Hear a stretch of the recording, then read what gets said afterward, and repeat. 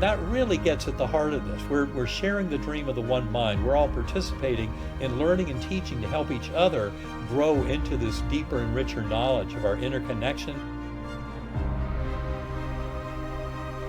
of the unity of mind and kind of the spiritual nature of the universe is so important because it's a maturation of humanity to the next level.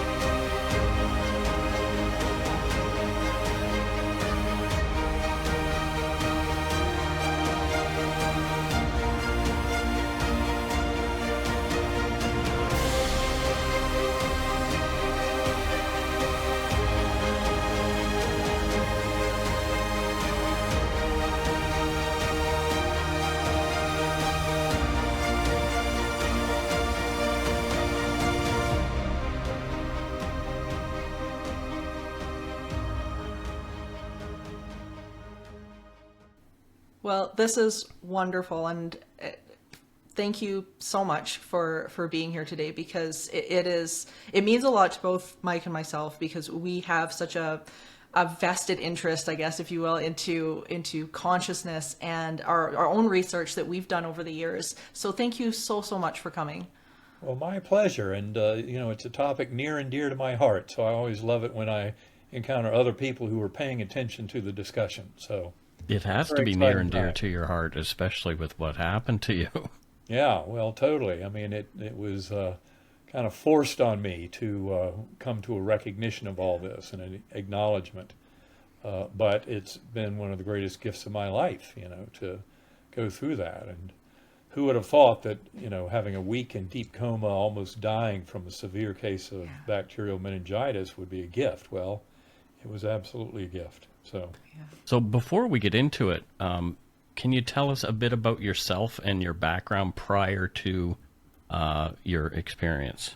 Yeah, well, I think it's clear, certainly from the story told in the book Proof of Heaven, a huge part of my backstory is that I was adopted. I was put up for adoption, Me too. By my birth mother at age 11 days and all that. But also, I was adopted into a wonderful, loving family when I was 4 months old. And the only kind of downside of all that was that my birth mother, who was 16 and unwed, when I was first taken away by social services for failure to thrive, she was not really ready to let me go. But they wouldn't let me go back to her either. So I was stuck in limbo until she finally, signed the papers 4 months later. So I spent basically 4 months in a baby dorm. Mm-hmm. And those are 4 months you'd rather be in a family. So anyway, but more importantly, I was adopted into a wonderful, loving family. My adoptive father, a world-renowned neurosurgeon, very influential in my life, but also of importance in this discussion is the fact that he was very scientific. He was a chairman of a neurosurgical training program. He'd been a combat surgeon in the Second World War. And he was totally into science, but he also had a very strong belief in the power of prayer and in a loving personal God. And he'd grown up with that. His own father, a general surgeon in eastern Tennessee, had engendered that kind of deep spiritual wisdom in him. So for him, there was never a conflict between science and kind of spirituality or religion. Now, I grew up in the 60s and 70s, and like so many others of that generation, I grew up always knowing science is the pathway to truth. And I'm more of a scientist now than I've ever been in my life. But I also admit the frailties and the falsehoods of our kind of conventional science. That's really a lot of assumptions that are not necessarily so. But we have an evolving worldview now that's very important, and it has everything to do with the nature of consciousness. And as we covered in our book, Living in a Mindful Universe, it's really about this kind of convergence of information from neuroscience, philosophy of mind, parapsychology, non-local consciousness, quantum physics, etc., that all builds into this extraordinary picture. And that's where things get exciting. But for me, when I went into coma back in November 2008 at age 54, I was still very much in a conventional scientific mode. And I had not yet realized just how crucial quantum physics was to kind of explain the full nature of this reality we face, and how it ultimately is determined mainly from the mental realm and not the physical. And before my coma, in kind of a conventional mode, and I spent more than 15 years teaching neurosurgery at Harvard Medical School, thought I knew what I was talking about, but it was still very much about that conventional materialist thinking. You know, brain creates consciousness, our existence is birth to death, nothing more. That's kind of the materialist part. And yet that has nothing to say about the relevance of quantum physics and free will and quantum indeterminacy and all those bigger things that I have, in the 15 years since my coma, come to appreciate and build into the model. But I was a conventionally trained kind of neurosurgeon before my coma. I was open to things, as I point out in the book Proof of Heaven, but you know, when patients and families and sometimes nurses would point out to me some extraordinary kind of spiritual occurrences with people close to transition, I would always default to my materialist worldview and say, well, we'll explain this within materialism, but you know, it doesn't have anything to do with spirit. And then I've come to realize that the whole universe has everything to do with spirit, and we are spiritual beings united in a spiritual universe. That's the key part of that word spiritual. So anyway, there's been a tremendous transformation, a 180-degree flip, that didn't happen immediately after the NDE. There was a long period of kind of assimilation and understanding and having to question everything I'd ever thought to be true.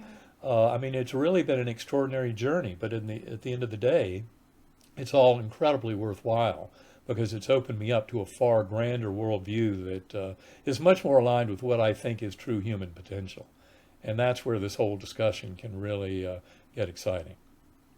Yeah, absolutely. And that's what we want to get into a little bit later is what this all means, not just for the individual, but for people as a whole, to be able to take something away from this world of parapsychology, a world of spirit and neuroscience, and that understanding that this is all intertwined now. You know, that materialistic view is it's becoming very outdated when it comes down to this new realm of thinking, and I mean, it's not only outdated; it's disproven.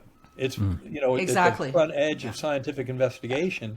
Scientists who study consciousness no longer buy into materialism at all. They know it's false and has been disproven.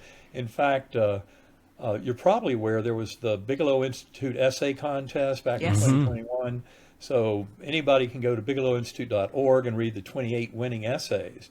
But in fact, one of those essays makes the point that all the evidence was there, and this whole question of the afterlife was already settled decades ago, you know, but in a very different fashion than most modern, you know, conventional scientific voices would put it. So, you know, an important part of this is rejecting materialism, which fails, you know, at the experimental level in quantum physics and things like that, trying to explain the nature of reality.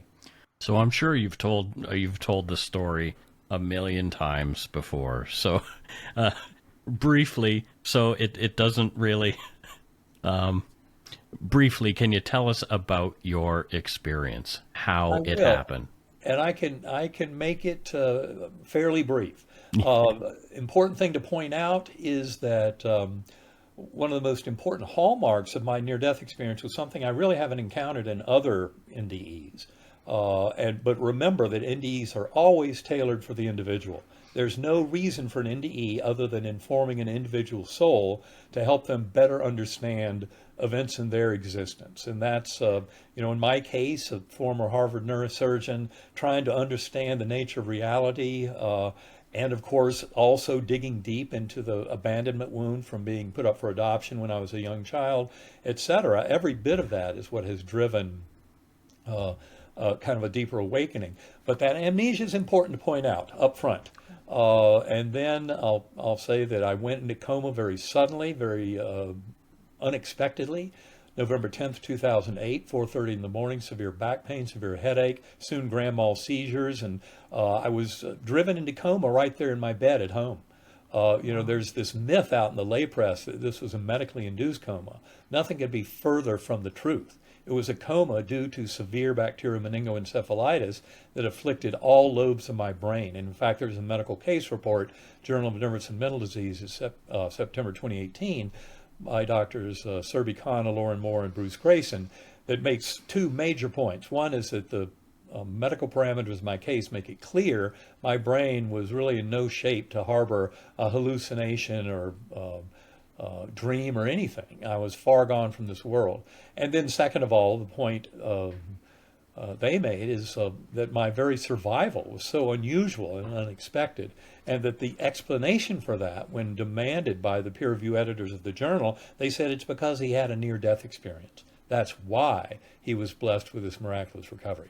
So now diving deep into what happened during that week in coma, first this, what I call the earthworm's eye view, primitive cores, kind of unresponsive underground realm, rescued from that by this slowly spinning white light that came packaged with a perfect musical melody, opened up into this rich, ultra-real gateway valley, which had many earth-like features, many spiritual features. It was much more real than this world. Information flow in that realm, it's what I call knowledge to identification, where you become grander and grander aspects of the scene that you're witnessing. And it's this knowledge to identification is a very difficult thing to put into words when you come back here, because it's so foreign to our normal way of acquiring information. I mean, when you think about it, in that realm, that would be where life reviews would happen. They're very common in NDEs, life flashing before your eyes, but that's birth, death, everything in between simultaneously shown to you and relived, not just remembered. And not only that, relived from the perspective of everyone involved.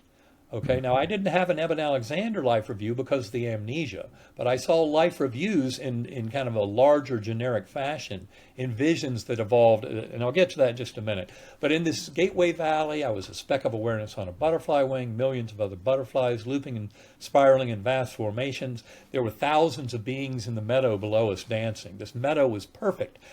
Forests surrounding it, waterfalls into crystal blue pools. It was a world of perfection in so many ways.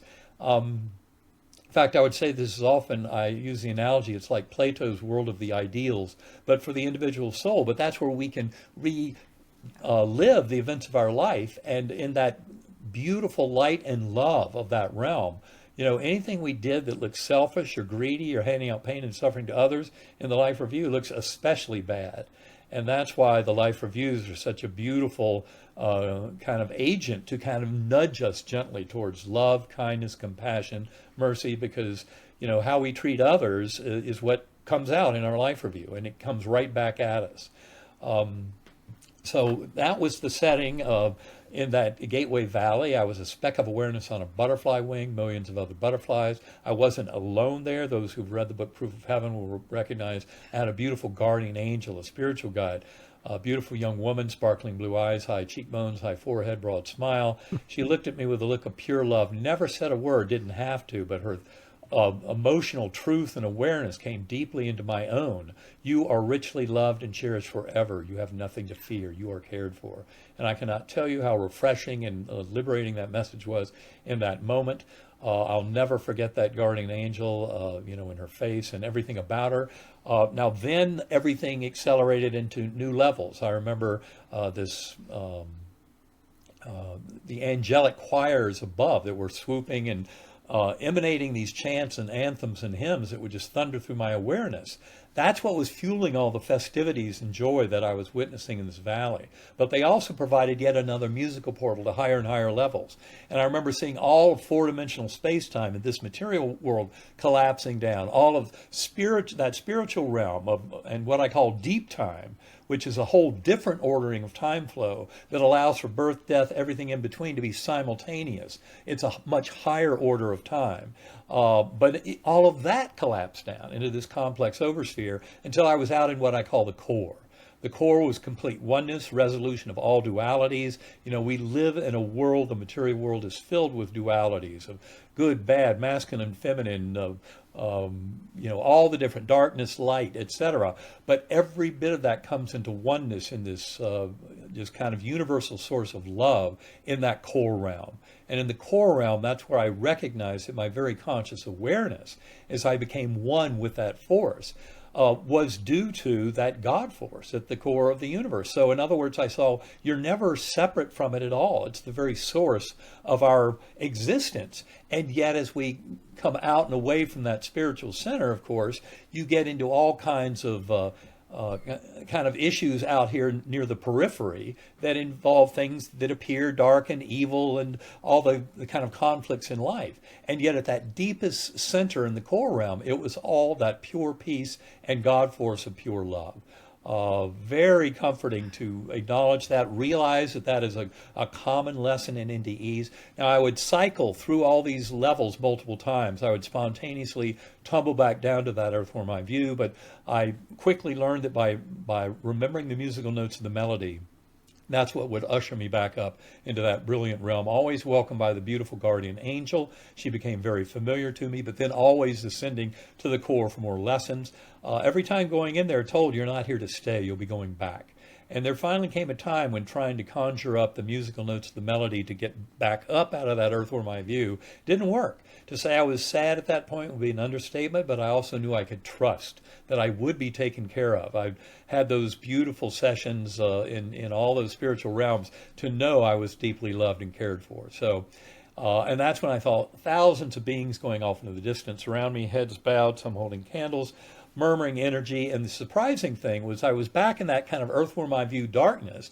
And yet in this setting, surrounded by these beings, this murmuring energy was bringing me the same comfort and love that I'd felt at a higher spiritual levels in this journey. And yet I was down in this lowest level. And they were kind of ushering me back to this earth. And when I wrote it all up weeks later, I said that was the power of prayer that I was witnessing. And then there were 6 faces that appeared at the very end of the journey that were very important. They served as veridical time anchors because they were of people who were present the last 24, 48 hours of coma. And there were many other people who had been present before who were not remembered by me. So that helped to show that the vast majority of the coma journey happened between days 1 and 4 or 1 and 5 of the 7-day coma. And that is important for the interpretation of the coma, etc., especially in light of the medical details of the case. But those 6 faces were very important. One of them was a close family friend who was into channeling. Now, if you'd asked me about channeling before my coma, I would have told you it's woo-woo nonsense. Well, Susan Wrenches was there front and center during my journey. She was one of the faces that helped me time all of this, but she was never physically present. She channeled to me from 120 miles away. And when I woke up, and I was asking, what about these faces? Where's Susan? I see everybody else. Where is Susan? They said, she channeled to you, but she wasn't physically here. So anyway, I said, that makes perfect sense. I had no doubt about that. Where I'd been is completely non-local and universal. So anyway, but it was the last of the faces that got me back to this world. And it was a 10-year-old boy. Turns out it was my son Bond. Amnesia, still powerful. I did not recognize him. I had no idea who he was. And yet he was pleading with me. That was day 7 of coma. The doctors had held a family conference that morning saying I'd gone from a 10% chance of survival down to 2%, but with no chance of recovery. So they were recommending take me off the ventilator, take me off 3 powerful antibiotics, and let me go. And that's when Bond heard that, and they protected him from the worst news. So all of a sudden he knew things were much worse than he'd been told. Running down the hallway, pulls open my eyelids, one eye over there, neither pupil working. Anybody in medicine knows that's a horrible picture. And I promise you I didn't see him with my eyes or hear him with my ears, but his pleading with me got through. And through this entire journey, because of the amnesia, I thought this can continue, it can cease, doesn't matter. But now, all of a sudden, everything mattered. This pleading with me, I realized there's another soul out there. I have a responsibility. I've got to do whatever they're needing, but I had no idea how to do all that. And in that setting, that's how I came back to this world. But when I woke up in the ICU room, fighting the ventilator. They pulled out the breathing tube. I went, thank you. I don't remember much of the next 36 hours. My brain was still very much affected by the meningitis. And I was in and out of a paranoid delusional psychotic nightmare. But the important thing is that the memories from deep coma, when my brain was clearly very offline given the medical parameters, those rich, detailed, transformational memories are as sharp and clear today as if the whole thing just happened yesterday. The memories from that 36-hour paranoid delusional psychotic nightmare disappeared within weeks. So I'm glad I wrote it all down. But anyway, it took 2 months for all my neuroscience knowledge and other memories to come back. They were actually more complete than they had been before coma. Big surprise to me, but more evidence that memories are not even stored in the brain. This is one of the major lessons of modern study of consciousness, that the brain is not the ultimate repository for our memories, but we need a much bigger worldview to explain it all, and that's what I and other scientists studying my case and others have come to over the last 15 years. So in a nutshell, that's what I went through. Wow. That's a pretty good nutshell. It's so interesting because I was reading through your books and whatnot. The one thing that caught me about the way that you described Gateway and the meadows and these pastel skies was that my great-great-grandfather, Albert Durant Watson, he's very noted in Canada. He was one of the original parapsychology researchers in Canada, and he was a physician as well. And he followed a similar path to yourself, where he was a complete and utter skeptic until he ended up meeting a fellow by the name of Louis Benjamin, who was a channeler. And he had a very low level of education, this guy. He, wasn't very worldly.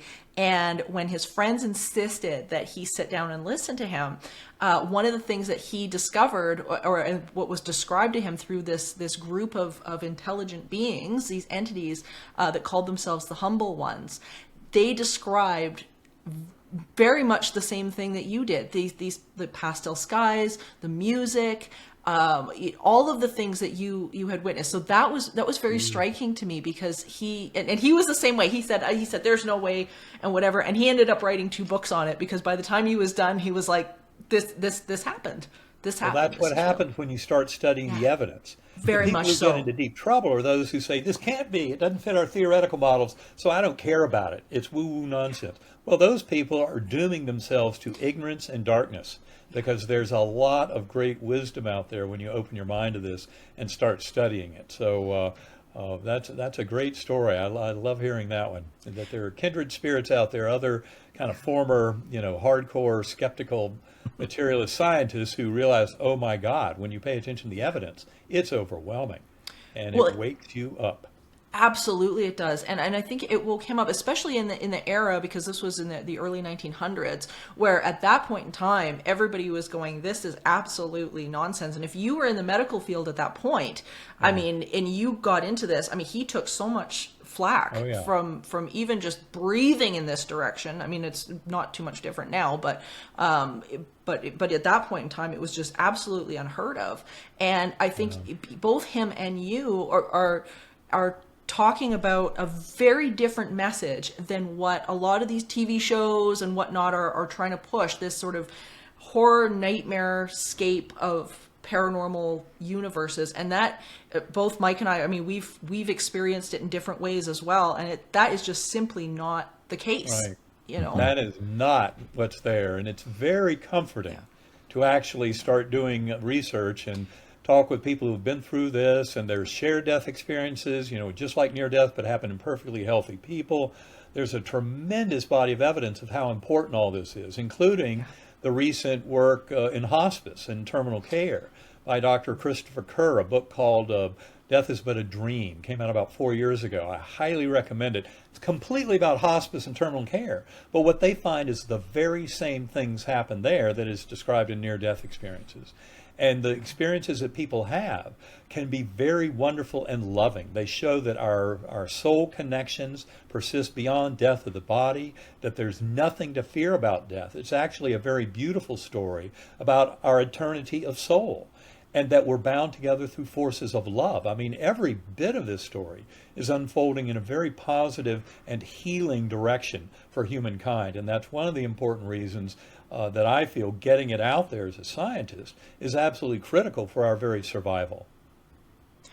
Yeah, oh, I couldn't agree with you more. And I loved in Map of Heaven when you talked about the idea that we are all metaphysicians. I loved that because I think so much of our power gets taken, or we presume that our power is being taken away from us, especially in the way the news presents things, the way society tends to present things. We come at this like, you are being, victimized by the world and there's nothing you can do about it. Right. And what I really love about this information and just so many of the people, Mike, that you and I have talked to is that we really do have such a hand in creating our reality and what we are perceiving, how we want to engage in this.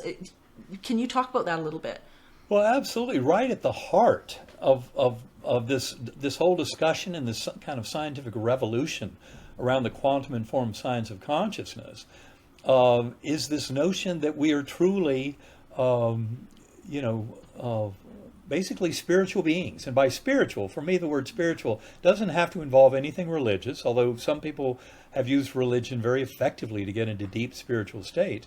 But unfortunately, the ideologies of religion can be very conflicting and often get in the way. And certainly whenever a religion is being used for warfare, violence, conflict, that religion is completely off the rails and destroyed and needs to be discarded, because it's really all about love and compassion and kindness. But all the points you're making, this revolution in science is really about better understanding the mind-brain relationship. I mean, mind is, our mental experience of everything that we go through, our phenomenal kind of record of events. And this is where, and of course, brain and the physical world is another part of it. And the mistake that scientists make is believing that the only thing that exists are all these atoms and molecules and all the stuff in the physical world. And they even mislead themselves into thinking we don't have free will, because materialist scientists would scoff at you for claiming free will, because to them it's like chemical reactions, electron fluxes in the brain. There's no actual will anywhere. It's all just happening to you, and it's all the result of the laws of physics, chemistry, biology. That's their very simple kind of walk away from that, and that's the end of it. What they're missing is what we experience is perceptions, and the perceptions are not. It's not the same as having the objects out there. They can exist in an information field, but not as the objective physical world that materialist scientists claim that they're studying. And that's the important thing. And so it's really more about perception and the notion of the mental, and recognizing that all of the physical world emerges from the mental. And that's where you start to realize that we absolutely have free will. And for our current science, that free will is basically disguised as quantum indeterminacy, which is that the fact that quantum experiments, you don't have an absolute deterministic outcome. But there are systems involved that allow this whole thing to be more dependent on mind. It's what John Wheeler, the head of physics at Princeton, a great quantum physicist, he called it the participatory anthropic principle. But that this anthropic is that the mind of sentient beings is interacting with this physical world, and it's by how they interact with it, how they choose to measure it, what they tend to look at, etc., that actually then determines what comes out of it all. But ultimately, what you can show, as Wheeler did, is that there's this mental aspect that cannot be denied and is not simply an epiphenomenon of the material workings of the brain. And that's where everything starts to get far, far more exciting and very open-ended. But the science of this fully supports the reality not only of the afterlife, but of reincarnation. And the scientific study of reincarnation, for example, at University of Virginia, over the last 6 or 7 decades, is very strong evidence. More than 2,700 cases they've investigated of children remembering past lives. And of those, 1,700 cases are solved. That is, they found the person actually existed that the child is describing.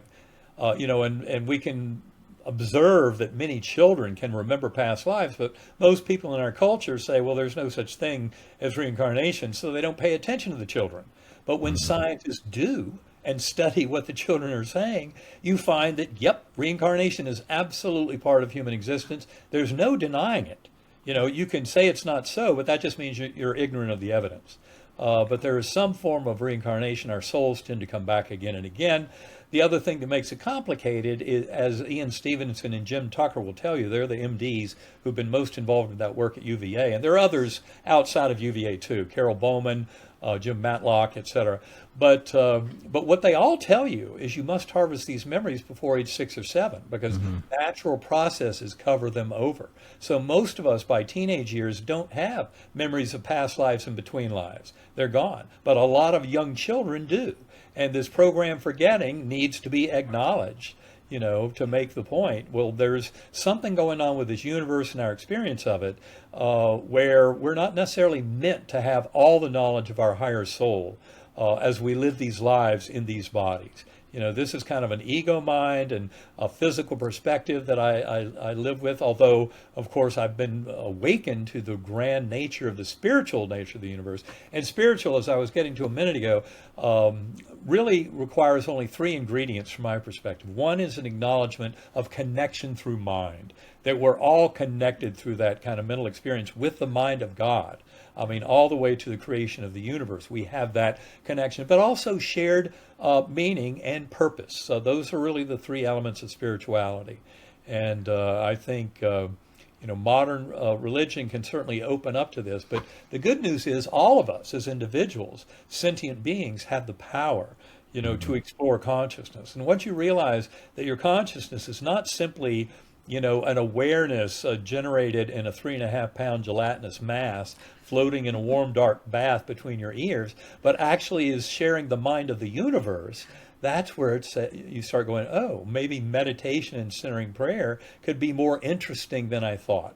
And I can tell you, I've spent the last 11 or 12 years meditating an hour or 2 a day. I use sacred acoustics, a form of binaural beat brainwave entrainment, which is a way of using sound to generate a very strong signal in the lower brainstem, in a place that gives it great power to help you separate from here, now, and sense of self into much broader kind of primordial mind and sense of consciousness of the universe. Yeah, I've had really great luck with the Expand app from the Monroe Institute and going through some of their gateway program and the processes and things like that. And it's been a phenomenal journey using those binaural beats and those the hemisync technology that they have. It's been so interesting. And Mike, I mean, you meditate you daily as well. You've been doing this for a really long time, and it's interesting to me how I think we're just coming into the knowledge of how deep this recognition of consciousness can be for people. I think again, like many of the TV shows and the media and the books and things like that are out there kind of teach us that this is something that's external, that it's not something that's internal, but yet the more that we ask, the more that is given. And I think people really in general, once you begin to ask, more gets shown. And I think you receive what you're ready to receive. Am I on the right track with that, do you think? Absolutely. And it really gets right to the heart of the importance of belief. And I love how Soren Kierkegaard said there are 2 ways to be fooled. One is to refuse to believe what is true. The other is to believe what is not true. And that is very much the case. And in our culture, most of our cultural beliefs are falsely restricting. They don't have anything to do with our true human potential. And this is where I think the science of consciousness is helping us to realize that we've really shortchanged ourselves and our materialist thinking very, very limited and nowhere close to the real possibilities. And for example, when you start studying all this, you realize Telepathy is a very common ingredient. More than 35% of identical twins have powerful telepathic experiences. I mean, so strong that if one twin touches a hot stove with his finger, the other twin 1,000 miles away might develop a blister. I mean, that is a tight physiological telepathy. And then, of course, you've got remote viewing, which is one of the most proven fields in the world of parapsychology, showing us that we can discern information across time and space. I love that story of how Ingo Swann remote viewed the blue ring of Jupiter 6 years before the Voyager spacecraft saw it. Things like that. I mean, we really have far more potential. And to just say, oh no, that's woo-woo, it doesn't fit our materialist model, obviously does a disservice. So to open up to this, and there are scientists around the world who study all this. People can go to GalileoCommission.org or scientificandmedical.net. Those are two groups I work with, and scientists around the world who collaborate in studying consciousness. And it's all a very exciting time, but people need to jump into the game. And also for individual seekers out there, there are plenty of tools, and I would invite you all to try out Sacred Acoustics. There's a free 20-minute download. In fact, Sacred Acoustics was shown in a peer-reviewed study to be a great agent to relieve anxiety. And there's tons of anxiety in our modern world. Dr. Anna Yusum did a peer-reviewed study in the Journal of Nervous and Mental Diseases on Sacred Acoustics, finding a 26% reduction in anxiety symptoms over 2 weeks versus only a 7% reduction in the control group that got standard talk therapy. That's a really powerful thing, and that was just by listening to binaural beats. I mean, Sacred Acoustics is a very evolved form of binaural beats, but amazing how much power such a simple concept has. Yeah, no, absolutely. And I loved in Map of Heaven, you talk about this in Proof of Heaven too, but in Map of Heaven, how the idea of being open was something that was so key within your near-death experience, and that idea of openness. What do you think that means for people here? How do you think that can push us forward? And Well, what I do you think mean what by it openness? involves is going within and exploring. And as you know, as being regular meditators, over time, everything starts to shift. Your whole kind of awareness of the world, your appreciation of the world, your way of seeing various elements of the world, seeing other people, the way you kind of consider them and your relationship with them, as well as any kind of shared sense of purpose and meaning, every bit of that starts to shift over time. And you realize that bleak and paltry fiction of separation that is a hallmark of materialist thinking is not the limiting factor that they say it is, and that you have potential by going within to learn a tremendous amount more about yourself and others and about purpose in the universe. And I can tell you that my own experience has been one of seeing a tremendous positive change in the way I interact and relate with other people over the 15 years since my coma. And a lot of it had to do with some of the shift that I've recognized just from the near-death experience itself, but a lot of it has also been developed through this regular process of meditation and, of course, studying this field. I mean, I know Ken Ring, who is one of the founders of the International Association of Near-Death Studies. You can go to iands.org to learn a lot more. But he wrote a paper 30, 40 years ago about how just people learning about near-death experiences have the same transformative positive effects in their life as for the effects on people who had NDEs. So those effects are very contagious. And especially what I can say is you don't need an NDE to come to the knowledge I have about this. By a regular practice of meditation, any of us can get there, and it needs to be effective, and any effective mode of meditation is absolutely going to turn off that little annoying roommate voice in your head. Yeah. That is not your consciousness. Your awareness of it Now that's the deep mystery, and that's the part that you can start to develop through meditation, centering prayer, the different ways we have of going within. But of course, ultimately, it's all about bringing those lessons, that knowledge, that experience, that emotional kind of piece of soaking in that binding force of love, and bringing it into our actions in this world. Because ultimately, the most important kind of lessons of near-death experiences and related discussions about consciousness is not what happens when we die. Far more importantly is how do we live each event, every moment and breath of this life better. And it's very informative along those lines to move away from that paltry fiction we talked about of materialism and that false sense of separation, which has caused tremendous toxicity in this world. I mean, in fact, the whole planet is threatened due to that narcissistic, egocentric, corporate greed, for example, in the energy industry, things like that.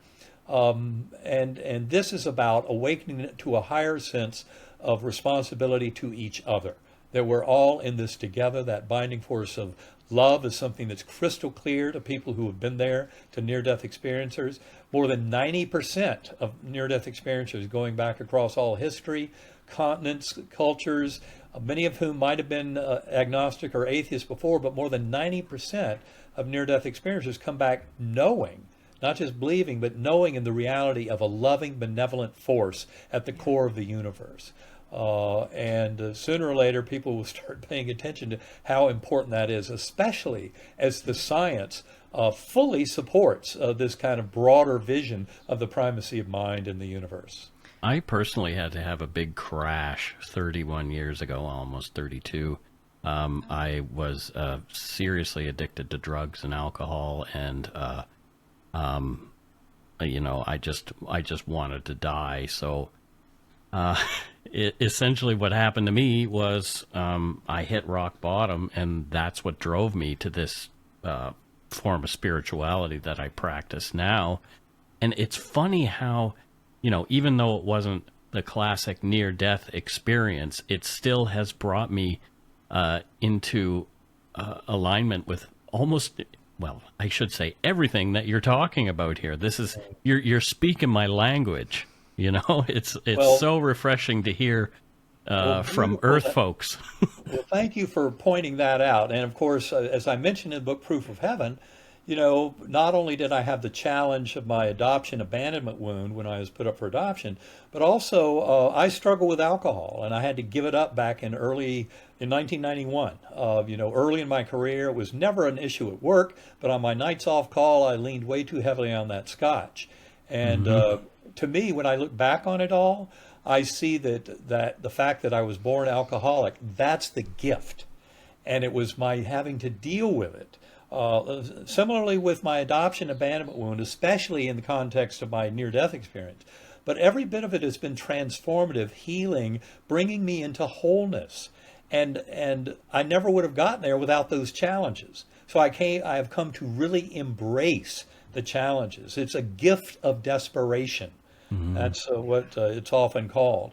And this whole message is about helping people realizing, addiction is basically a disease of the ego.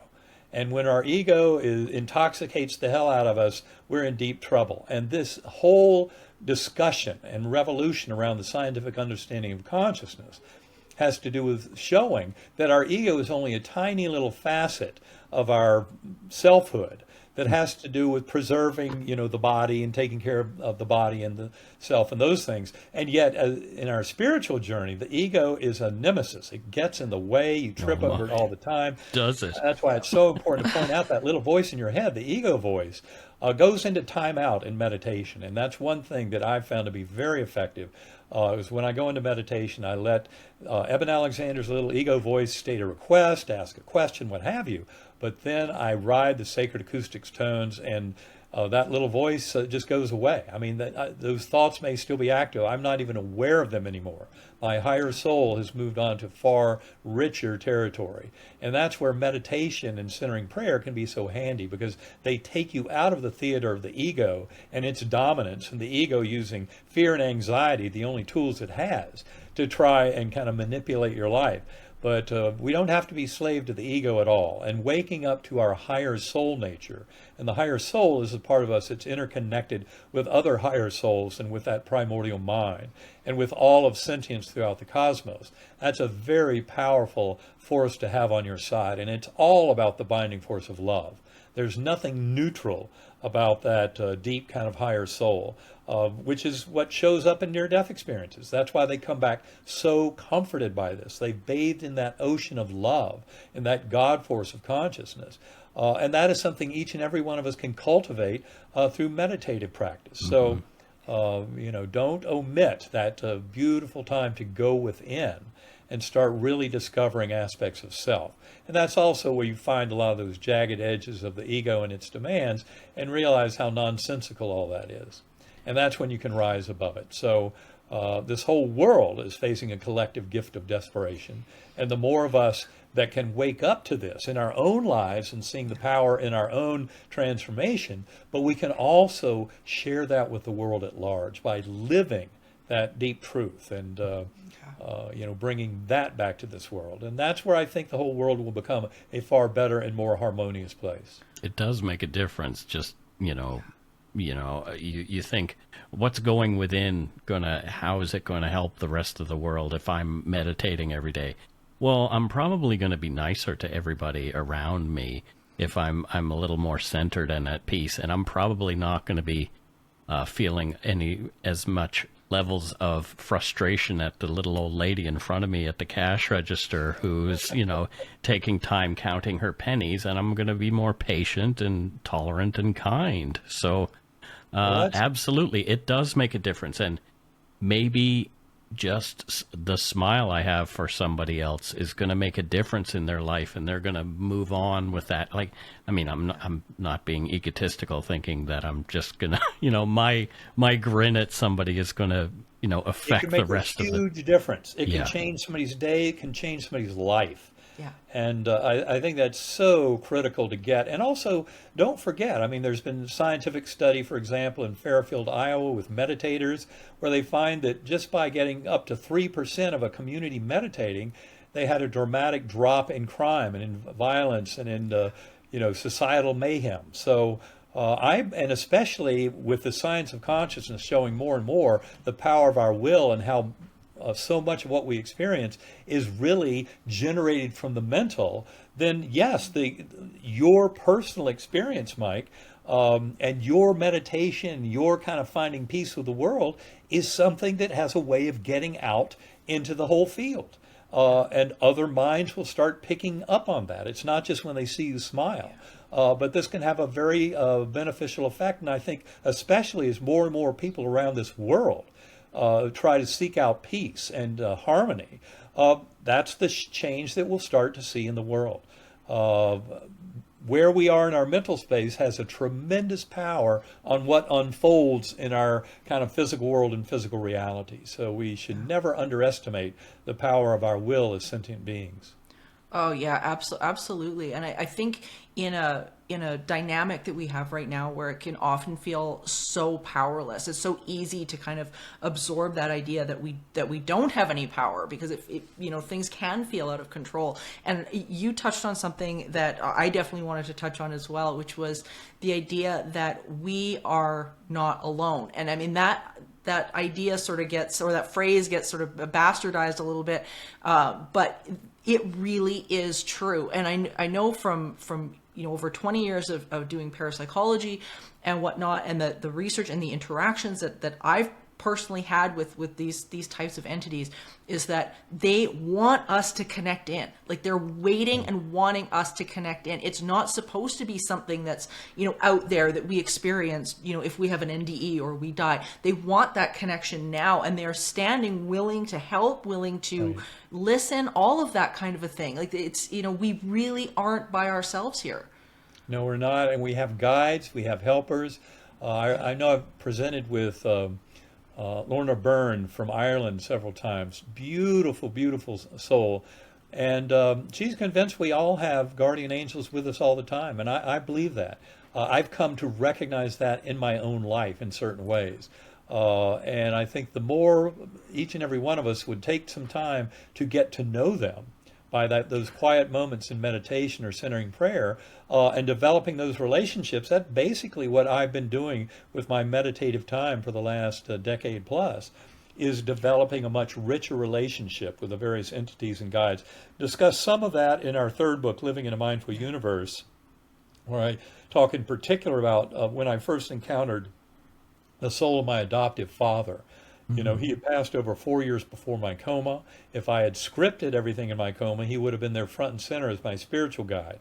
But as he told me 2.5 years later in deep meditation, he said that he could not be apparent to me during my NDE, because if he had been the spiritual guide, in spite of the fact that I had a 1 in a 10 million diagnosis, E. coli meningitis in an adult, and a 1 in a billion recovery, I might have been tempted to dismiss it, even if, you know, it was way too real to be real. But if he had been there, and that's why it had to be someone removed from my knowledge of my life. And it was that beautiful guardian angel. And of course, at the end of the book, Proof of Heaven, I disclose how 4 months post-coma, I discovered who she was. And that moment still, when I remember it, it brings me just shivers up and down my spine, tears to my eyes, that beautiful recognition of my guardian angel and who she was and how she was so important to me in my life. And that part, from then on, you know, that was the starting gun, because that's where I realized it seemed way too real to be real, because it really happened. It didn't happen in the physical world, but it happened in a much more real part of the universe for us as sentient beings. So what a gift to come into that. Yeah, and that's what I would love for people to take away from this, is that part is the reality.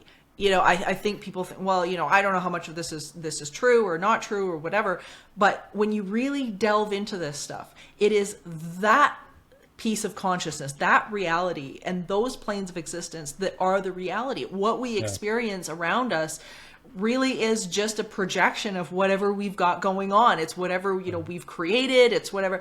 And when we can understand that consciousness is the reality or truth, or, you know, whatever you want to call it, and that this is something that is malleable and something that we can shift and change our perceptions and all of those things, then that to me has been one of the most empowering realizations, is that aspect of it really is the reality, and that this is something that, you know, is almost fly by night in a way. Right. Well, that's a very good point. And I think that's another part of the benefit of meditation, because in those realms, you know, you often hear that near-death experiences are ineffable, you know, beyond our language. Well, part of the reason for that is they're in an eternal realm. I mean, you enter in that place where you can have life reviews, and you've got birth, death, everything in between. You can have past lives, future lives, and you're witnessing all of this stuff simultaneously. It makes far more sense when you can see all that interrelationship than when we're out here living the narrative, you know, plodding along in the steps. So that's where that access to that you know, mental space, the spiritual space of deep meditation or centering prayer can be so powerful, because it helps us connect the dots, to kind of condense out a sense of meaning and purpose, to really sense the beautiful synchronicities and other pieces of evidence that we're interconnected and that the universe basically has a plan for us. We have free will to operate within that. But that all of this is a beautiful journey of discovery. And, you know, sometimes we tend to lose sight of that, especially when we're facing a lot of hardship and difficulty. But certainly one of the gifts of my journey and unfolding and of all this meditation is realizing that the hardships and challenges in life, illness, injury, things like that, in many ways are the gifts. You know, as we said earlier, with the addiction, with the abandonment wound of my adoption, and alcohol, drug addiction, etc., these are all kind of offer up stepping stones for growth and transformation. And I would say it's our free will response to some of those apparently darker aspects of life that elucidate just how much they engage us with growth, transformation, and positive effects in our lives. So coming to embrace the hardships, and that includes difficult people, because I came to realize, after my coma, that people who before my coma I might have seen as my nemesis or my enemy, because they were trying to prevent me from getting something I thought I really wanted or needed.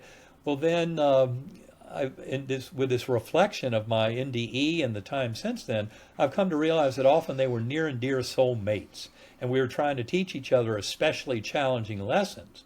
There's that old quote from Confucius, and I'm paraphrasing here, but he says something like, if you find in someone else something objectionable, first look inside yourself.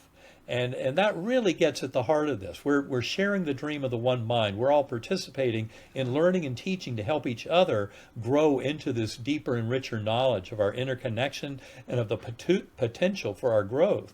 And that's why it's so important to maintain a very open mind about all this, and also to spend that time, retreating from this world, going deep within that spiritual world for meditation, but never forgetting that our spiritual growth happens out here. Mm-hmm. It's what we do here that matters for the growth of our soul. I almost saw it, I said earlier, I didn't have an Eben Alexander life review, but I had two visions of life reviews, but the more important one to discuss here is what I call the Ender's Net vision. That was on a later passage through the core, and where I saw all these interwoven threads, and the interwoven threads were our lifetimes, incarnations. I almost saw it as breathing. The inhale would be living a lifetime. The exhale was that time between lives. Then the inhale was living in next incarnation, etc. But this was all a rhythm going towards a golden center of kind of divine consciousness that all of sentience is working toward. And that vision was very, very powerful and helped me to kind of realize how all of us contribute to this. And that's why this kind of scientific revolution about the unity of mind and kind of the spiritual nature of the universe is so important, because it's a maturation of humanity to the next level. And it's interesting to note that some of the greatest wisdom that's coming out of this consolidation of quantum physics and neuroscience, philosophy of mind, transpersonal psychology, etc., is of that oneness and of that togetherness and of that kind of shared sense of purpose. And that's where I think all of this starts to become very liberating and refreshing. And I love being part of this revolution. But the good news is all of us are part of it. And it also, an interesting facet is that in many ways, some of the deepest truths we're coming to of oneness and the binding force of love are truths that were there in spiritual traditions going back thousands of years. So they were already on to the correct answer. In fact, when people often ask questions about early religion, and certainly I know from my own Christianity, growing up in a Methodist church in North Carolina, of course, that was a very kind of small, restricted version of kind of religion, and yet it woke me up to the beautiful teachings of love, that the kingdom of God lies within. I mean, that's a statement of idealism or panentheism. That God is right, and panentheism seems to be the answer we're working towards right now. Evolutionary panentheism would be probably the best philosophical description of where I think the world lies. But that God force unites us. It's all throughout this cosmos, and it brings us together. And that's why meditation, centering prayer, acknowledging this, and then bringing that love into our actions of how we deal with our fellow beings is so, so important. Oh, I couldn't have said it better myself. I think that's really such a big key in moving forward just as a planet right now, especially when people are kind of looking around going, well, I can't help over there and I can't donate to this and I can't donate. It's like the real change, the reality of the real change starts with us. It starts within. Right. It starts making that connection. And because, like you said, the more connected to this we are, the more change we can enact. And when you're down in the dumps and you're kind of down that emotional scale and you're miserable or you're depressed and you're this, that, and the other thing, and you might have every reason to be, but you can't. That's not where your power is. Your power is up in joy. It's up in that meditative state where you are aligned with your inner being, and you can take a step out into the world. And then I think that the steps that you can take within your own life and maybe within others, those steps become apparent. You don't have to go and hunt them down. The stuff starts inspirationally coming. And I know that's what I've found within, within my life, and whether I, be looking at paranormal cases or whatever it is that really is the key, is that just getting yourself into that place. You don't have to look at the world and say, I agree, or I agree with everything that's going on, but making peace with where you are so that you can get to that joy and then make those connections with the loved ones that have passed over, make those connections with your inner being. And all of a sudden stuff starts to show up. Well, absolutely. I couldn't agree more. I think you put it beautifully.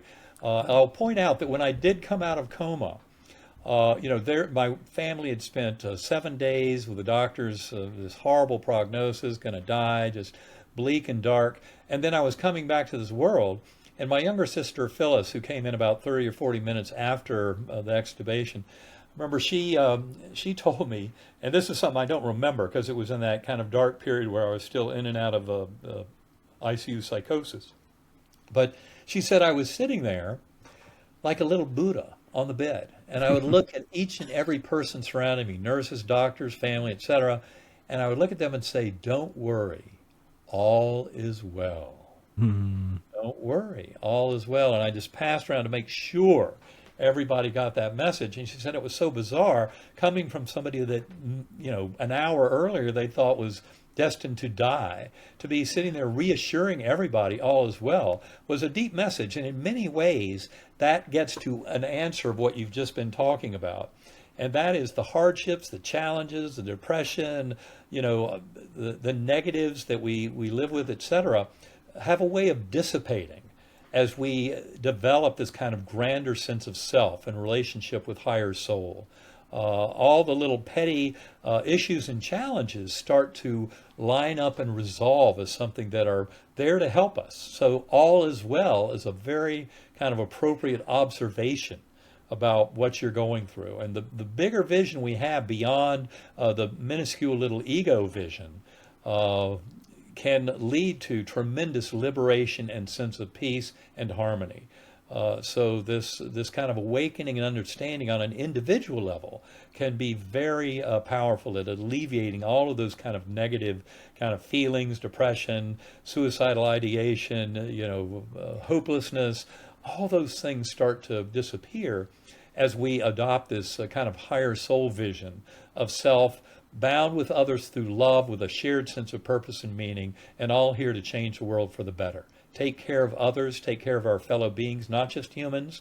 This involves animals too. They're a rich part of that spiritual existence, and we're all truly in this together. And that is one of the most beautiful and liberating and kind of peaceful parts of the discovery. And it has certainly helped me in my life to come to that sense of all is well, just through all of this work, the study as a scientist, experience, meditation, the work I do with other scientists, the work I do with other experiencers, and then to work with people like you, who do these beautiful podcasts, get this kind of message out to the world, because that's a very, very important function, is getting it out to everyone.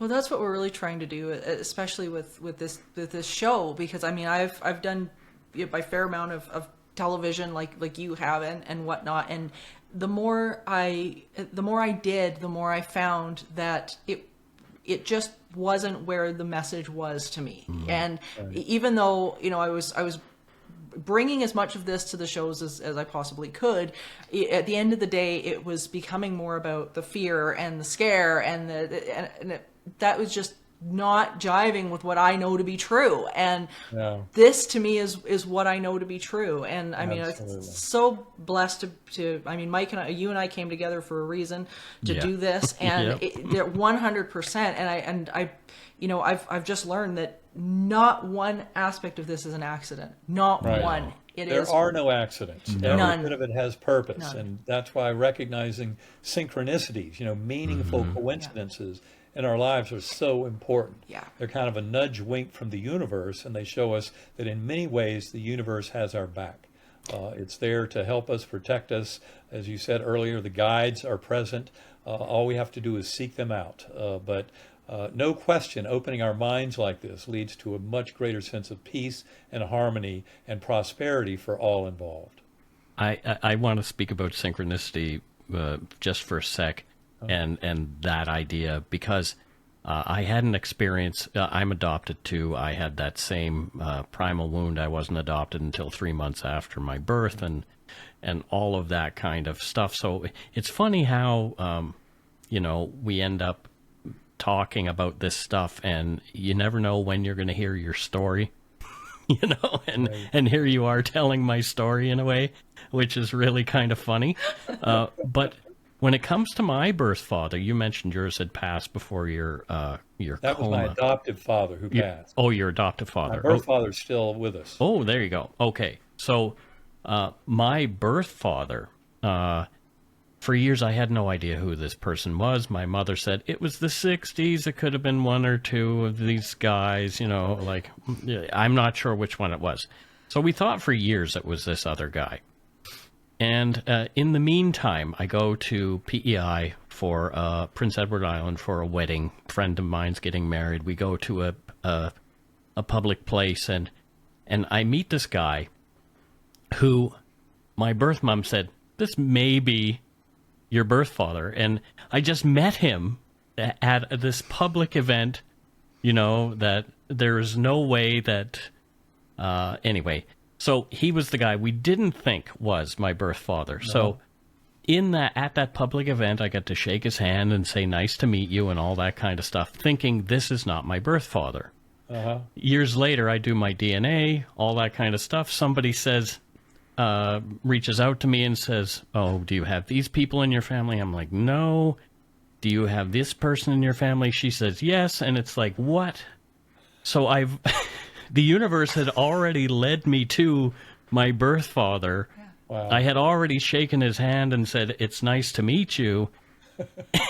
And we had no idea of the significance of that moment. Wow, that's great. You're so right. The synchronicities, it's a nudge wink from the universe. Pay attention. Mm-hmm. And I look for those in my life. I see them almost daily. If I'm paying attention, I see them almost daily. And I'm seeing one, obviously now having this conversation with you, which is just mind-blowing because, like I say, I read your book, Proof of Heaven, early on when it first came out, because I've always been interested in NDEs. I read Raymond A. Moody's book years and years ago, and I've been kind of following his work. Bruce Grayson, I've read his stuff, and I've read yours as well. So I'm so grateful that we got to have this conversation here today with you. Thanks so much for having me on. It's been a real joy talking with both of you. You're doing a great job getting this out to the world. And it's really all about people just opening up to this and giving it a go on their own. So there's a lot of material out there. I would highly recommend people check out bigelowinstitute.org to get more information on that. And people can stay in touch with me through ebenalexander.com, sacredacoustics.com, and also I would recommend Inner Sanctum Center, INNER sanctumcenter.com. That's a site that Karen and I put together. It's all her wisdom. But it has a whole set of interviews we did during the pandemic with thought leaders around the world. All those interviews are there for free. It has a mental health practitioner course we did with Dr. Anna Yusum. And also it has access at innersanctumcenter.com to a regular monthly webinar that we do with our fans. So that's lots of ways to stay in touch and learn more.